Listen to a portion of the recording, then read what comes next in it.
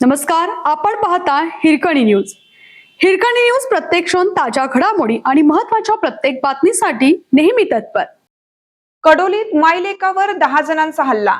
आपली पत्नी व मुलाला पाहण्यासाठी गेलेल्या तरुणासह त्याच्या आईवर सासरच्या लोकांनी हल्ला केला. एकाने तरुणावर चाकूने वार केल्याने तो जखमी झाला आहे.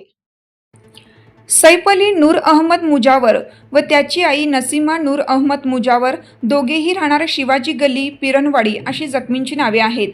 या प्रकरणी काकती पोलीस ठाण्यात समीर धामनेकर, अमन इस्माईल रेहान, मुजाहिद, आसमा धामनेकर, महबूबी रफिक धामनेकर, आयेशा व अन्य दोघे असे 10 जणांविरुद्ध गुन्हा दाखल केला आहे. फिर्यादीत दादर सैफ अली यांनी फिर्यादीत म्हटलं आहे की मी व आई दोघेजण पत्नी व मुलाला भेटण्यासाठी सासरवाडी कोडोलीत गेलो होतो. यावेळी पत्नी व अन्य संशयितांनी क्षुल्लक कारणावरून भांडण काढले. यानंतर आवाजची शिवीगाळ करत मारबडव सुरू केली. अमनने माझ्यावर चाकूने हल्ला करत जखमी केले. आईलाही धक्काबुक्की केल्याचे फिर्यादीत म्हटलं आहे. त्यानुसार पोलिसांनी नोंद करून घेतली असून निरीक्षक सुरेश शिंगे तपास करीत आहेत.